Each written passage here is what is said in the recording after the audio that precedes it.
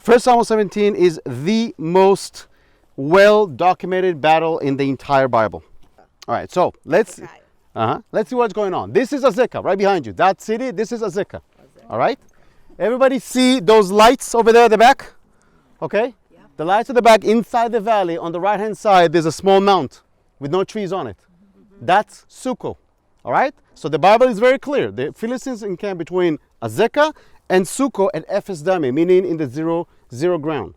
So just for us to understand, all the trees that you'll see on the right-hand side where that antenna is, you see that antenna? Yeah. Imagine each one of those trees is a Philistine soldier. All right? Let's continue reading. So, if we see that side, okay, the right-hand side, the left-hand side, you see that village. There's a village over there. Imagine this is the Israelite camp. All right? So they're on one side of the hill, and the Philistines are on this other side of the hill, and the valley between them. So I got to make it quickly again because of that daylight. So we have the giant. We have the giant Goliath from the city of Gath, which is right behind us, walking down to the valley. Now, if you look down at the valley, you see a green patch. On the green patch on the right-hand side, there's a very tall tree. You see that?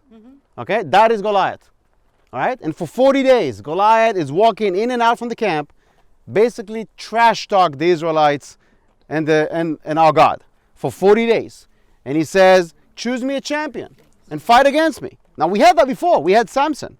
Samson was the champion. If you remember, the book of Judges is just a little bit before that. And we have a very, very important key factor here with Goliath. He says, am I not a Philistine and not you the servant of Saul?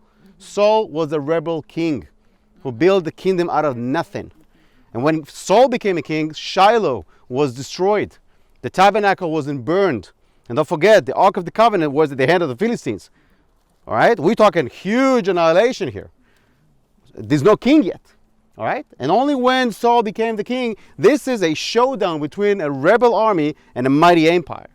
And for 40 days, that Goliath, that giant, walks in and out and trash talks the Israelites. And no one is dared to fight against him. I'm going to give again the short abbreviation. So when we jump to verse 24, we have a story about this guy, this little kid called David. Just for us to understand, if you see right in front of us, the furthest ridge, you can see that fine line of the ridge? That's Bethlehem. Okay? David is from Bethlehem. And he makes his way down the same road that you guys took, Highway 375. That's the same road. Oh, wow. Same road that he takes from Bethlehem down to here. And let's see what happened with David. Can you read verse 24? Okay. 1 sec. We have very important two lines here. Number one, he'll get tax exempt. Have you ever seen any government in the world they're going to give you tax exempt? Nope. Now, this is the key verse of this entire chapter. What will be the other reward that champion was going to get? The wife. Meaning he will get the prince's hand in marriage. That is so important for us. So important. All right? We got here a typical teenager behavior. He goes down here. He left the flock. He left his chores back up in Bethlehem, goes down to see the battlefield. And Eliab says to him, What about your chores? What happened to your responsibility? And what is David's reaction? What have I done now? Sounds familiar? Right? Yeah. The next thing you have is going to slam the door and say, I don't love you anymore. Right. Now, as we see that, we understand that all the Israelites are seeing this. This is the champion? That is the champion who's going to defeat that giant? Really? Now, I'm going to, again, go quickly. We're going to jump forward. The story is that David goes into Saul's tent. And Saul's give him his coat of arms and his spear and his sword. He says, go and fight with him. And his helmet. But the problem is, David is a short guy. And he's a youth. And then when he walks out from that tent, he drags the armor. He can barely lift the sword. And the helmet kind of jiggle on his head. That's hilarious. This is the champion. Right? And everybody looks and is like, oh, all right. And you start seeing them start fleeing up to the mountains because that's it. That is the end.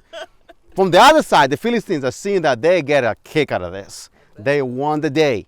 They won the day. They're going boom, boom, rah, rah, boom, boom with the shields. And you can imagine for a moment, the entire valley on the right-hand side, you can hear the banging on the shields. And on the other side, where the lights are, the Israelites decide to leave. Now David goes down to the brook. The brook goes right in the middle of the valley. He picks up 5 pebbles and he goes to Goliath. And Goliath looks at him and said, am I a dog that you come to me with sticks and stones? And David says to him, I come to you in the name of God of hosts, which you have defied. And he takes a sling and throw it and strike it right in the middle of the forehead of the giant. That specific moment is something that I want you to remember and try to visualize. We are standing here from a bird's eye view. You saw that tree right in that valley, right? Imagine the boom, boom, boom from the right side. They started moving towards the Israelites, and all of a sudden that tree falls down. Yeah. And there's quiet. There's a moment of quiet. And then try to visualize. This is box seats here. Imagine that noise being shifted. The boom, boom, rah, rah goes to the left side of the valley. And the goes to the right side of the valley. And they're going to start running. They are running. The Philistines are running through where those cars are, running towards Gath. And the Israelites are cutting through the mountains and slaying them and killing them all the way to the gates of Ekron and Gath. At the end of the story, David goes to Goliath, leans over his corpse, barely picks up the sword. I mean, again, David is a small guy. He kind of like put it on Goliath, like jump on it to cut down the head. And he takes the head of Goliath and holds it. Imagine the last moment. David walks with a giant head. Imagine that picture. He walks smiling with a giant head on his, in his hand.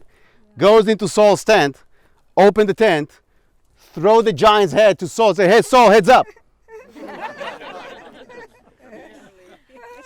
Why are we finishing all of the study tours and everything that you've seen and everything that you learned throughout this trip? Why this is such an important place? Apart from the fact that this is the story of David and Goliath, apart from the fact that we know how the story ends, but David did not know how the story ends. Right. David was there because he put his faith in God. Right. We all have giants to slay, and if we put our faith in God, we will slay those giants. But I want to go back to a very, very important key factor in this entire story. And that key factor is the princess. Why is that? A chapter before that, David has been anointed by Samuel. But the problem is that apart from David, Samuel, Eliab, and maybe 2 sheep, no one knows that David is the king of Israel. So if he will go after this battle and say, I'm the king of Israel, everybody's going to tell you, who are you, boy? You're just a shepherd from Bethlehem. However, he is now the prince because he was married to the princess that she is the daughter of the king. What happened the first time when Saul tried to disown David? What does he do? He takes his daughter and marries her to another. And then when David goes and says, no, she's my wife. I want her back. And when Saul commits suicide and his sons are being slain among Gilboa at Beit Shan, you've seen that. The next one in line will be David, and there's no question, because David is married to the princess. Why this is so important to us, and this I'm going to conclude with that. 1,000 years later, we have another boy from Bethlehem. Yeah. What's his name? Jesus. Of which house? Bethlehem. House of David. That's right. Yeah. House of David the shepherd, or house of David the king? There you go. He is the king because he slew the giant on the battleground we just visited. So when you look at it, the kingdom of David did not start in Bethlehem, did not start in Hebron, did not start in Jerusalem. It started right there at that valley, right there below. This is where everything started. The entire lineage of the house of David started right here. Amen? Amen. All right.